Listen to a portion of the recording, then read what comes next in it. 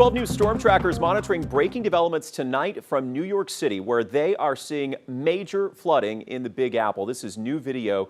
The National Weather Service tweeting that the measuring station in Central Park saw 3.15 inches of rain, so more than 3 inches in an hour tonight. Major floodwaters submerging vehicles, filling the streets there. This breaks an old record for New York City. Chief Meteorologist Patrick Vaughn watching these images. This is a live look at what appears to be a very soggy Times Square tonight. Patrick, this is tropical moisture. This is the leftovers of Ida? Yes, exactly. My but goodness. You know what? They've done this before. Back in the 30s and 40s, major storms, hurricanes would move up, and New York and up and through New England would see this kind of activity. We just have not seen it in many years since Sandy, really.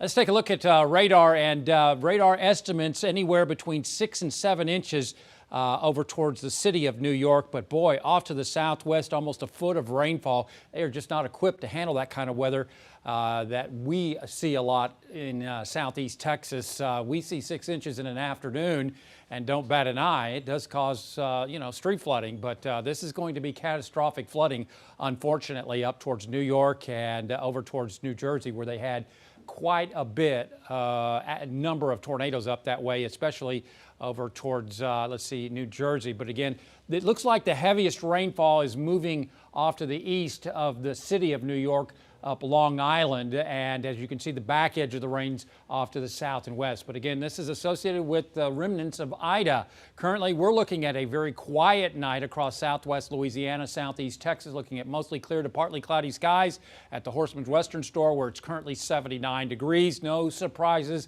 on the mosquito, or the skeeter meter, I should say. It looks like extreme activity the next 3 days.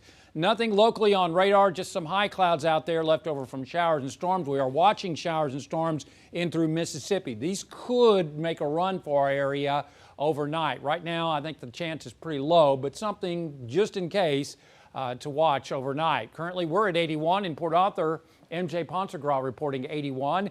Into Mauriceville, Lynn is reporting 84, currently 82 into Orange, and up to the north in Jasper, it's 77 degrees. Across the state, temperatures are in the 80s. No surprises there, as again, we're going to be watching shower and thunderstorm activity off towards our north and east. Again, the activity could spread in from the northeast because of the flow aloft, and as you can see, that moisture off towards our north trying to move in from the north and east. But this plume of moisture that's in the Gulf of Mexico is feeding all the way up into the remnants of Ida, an atmospheric river. High pressure building over our area the next few days. It's weak, so it will decrease rain chances, but not totally eliminate them, if that makes sense.